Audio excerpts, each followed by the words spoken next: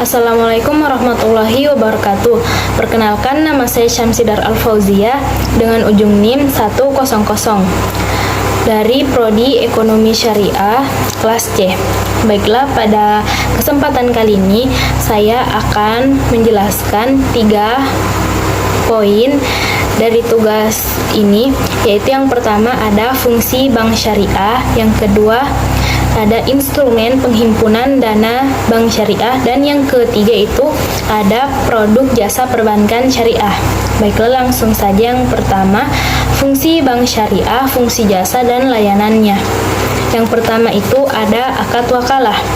Akad ini merupakan suatu perjanjian antara dua pihak yang di dalamnya menyepakati adanya suatu perlimpahan kekuasaan atau mandat dari pihak pertama kepada pihak kedua dalam berbagai hal yang diwakilkan, yang dimana pihak yang memberi kuasa nantinya itu hanya akan melaksanakan suatu sebatas wewenang yang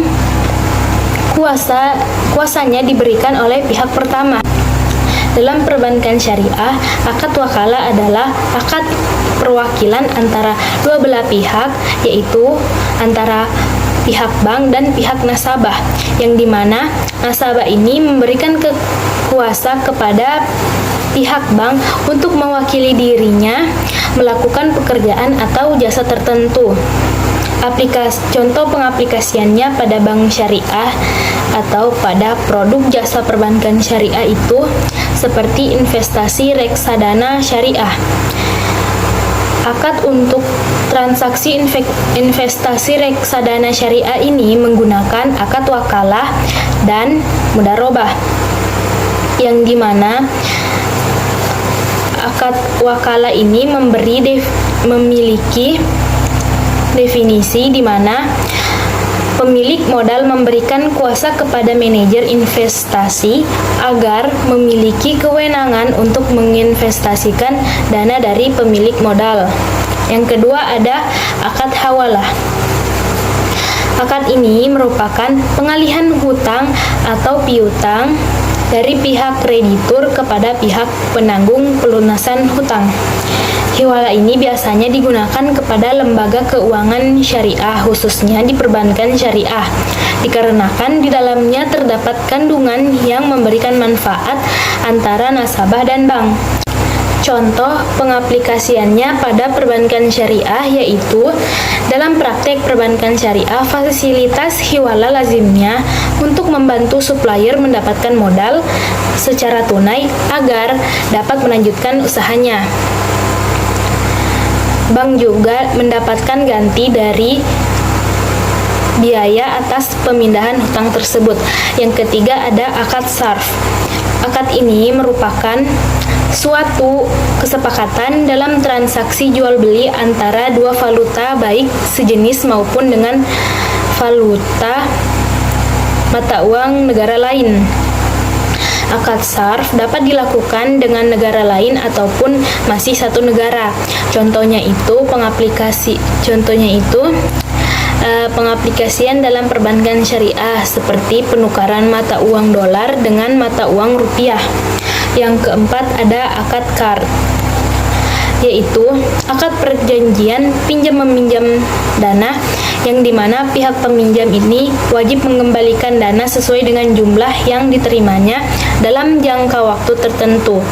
Contohnya yaitu pembelian fasilitas yang disebut dengan Al-Qard Al-Hasan, yang dimana bank ini menyediakan dana kepada pihak yang membutuhkannya, seperti nasabah yang membutuhkan dana talangan dengan segera dalam waktu yang pendek. Selanjutnya ada akad kafalah. Akad kafalah adalah jaminan yang diberikan kepada penanggung atau kafil kepada pihak ketiga dalam rangka memenuhi kewajiban dari pihak kedua atau ditanggung oleh makful anhu terkait tuntutan yang berhubungan dengan jiwa, hutang, barang, atau pekerjaan apabila pihak yang ditanggung terkena cedera janji atau wan prestasi, di mana pemberi jaminan bertanggung jawab atas pembayaran kembali suatu hutang menjadi hak penerima jaminan. Contohnya yaitu akad kafalah bit taslim. Jenis pemberian jaminan ini dapat dilaksanakan oleh bank untuk kepentingan nasabahnya dalam bentuk kerjasama dengan perusahaan penyewa atau leasing company. Jaminan pembayaran bagi bank dapat berupa deposito atau tabungan, dan bank dapat membebankan uang jasa atau fee kepada nasabah itu. Selanjutnya ada akad rahn. Dalam sebuah perjanjian, akad ini itu merupakan sebuah perjanjian dalam sistem pinjaman syariah yang dimana pihak pemberi pinjaman akan menahan salah satu harta milik si peminjam.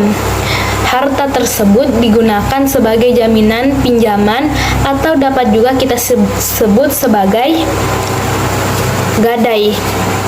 Contoh pengaplikasiannya dalam perbankan syariah yaitu akad ini dapat menjadi produk tersendiri untuk melayani kebutuhan nasabah yang keperluannya bersifat jasa dan konsumtif, seperti pendidikan dan kesehatan, yang dimana bank ini tidak mengambil manfaat apapun kecuali biaya pemeliharaan atau keamanan barang yang digadaikan tersebut. Selanjutnya yaitu instrumen penghimpun dana bank syariah. Ada 3. Yang pertama adalah giro syariah. Giro syariah ini merupakan salah satu produk bank syariah yang termasuk kategori simpanan atau himpunan dana, atau disebut juga dengan funding. Berbeda dengan tabungan atau produk simpanan biasa, giro ini digunakan untuk pembayaran non-tunai, di mana pencairan dananya itu harus menggunakan bilet giro, cek, ataupun sarana perintah bayar lainnya. Yang kedua ada deposito syariah. Deposito syariah ini merupakan bentuk investasi sesuai syariah dengan prinsip mudharabah. Investasi ini diperuntukkan bagi nasabah perorangan atau badan non-perorangan dengan pilihan waktu penempatan berjangka yaitu 1, 3, 6, atau 12 bulan, atau bisa juga dengan onkel atau perharian dengan pilihan 7, 14, sampai 21 hari. Yang ketiga ada tabungan syariah. Tabungan syariah ini merupakan layanan penyimpanan uang yang ditawarkan pihak bank kepada nasabahnya, baik oleh bank syariah maupun bank konvensional. Fungsinya ini sama seperti tabungan biasa atau tabungan konvensional, yang dimana nasabah ini menyetorkan sejumlah uang kepada pihak bank untuk disimpan dalam jangka waktu tertentu. Kemudian, produk jasa perbankan syariah. Yang pertama itu transfer. Transfer atau biasa disebut dengan kiriman uang merupakan sebuah kiriman uang yang diterima oleh bank, termasuk hasil dari inkaso atau tagihan melalui bank yang akan diterima lalu diteruskan kepada bank lain untuk dibayarkan kepada nasabah. Inkaso yang merupakan sebuah layanan bank untuk penagihan pembayaran atau surat atau dokumen berharga kepada pihak ketiga di tempat lain atau di kota lain di dalam negeri dalam rangka menyelesaikan pembayaran tagihan. Yang ketiga, clearing. Clearing ini merupakan pertukaran data keuangan elektronik atau warkat antar peserta clearing bank atas nama peserta maupun atas nama nasabah yang perhitungannya diselesaikan pada waktu tertentu. Kemudian terakhir ada sistem Bank Indonesia atau BI RTGS, yaitu suatu sistem transfer dana elektronik antar bank dalam mata uang rupiah yang penyelesaiannya itu dilakukan per transaksi secara individual.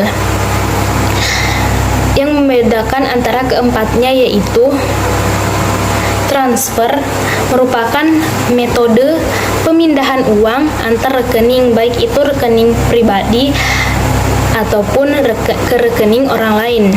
Kemudian inkaso adalah pemindahan aset berupa wesel, biliet giro, cek, money order, dan kwitansi. Kemudian clearing merupakan transfer aset berupa sejumlah uang dengan nominal yang besar. Sedangkan sistem transfer dana elektronik antar bank dalam mata uang rupiah yang penyelesaiannya itu dilakukan per transaksi secara individual. Demikian penjelasan dari saya, kurang lebihnya mohon dimaafkan.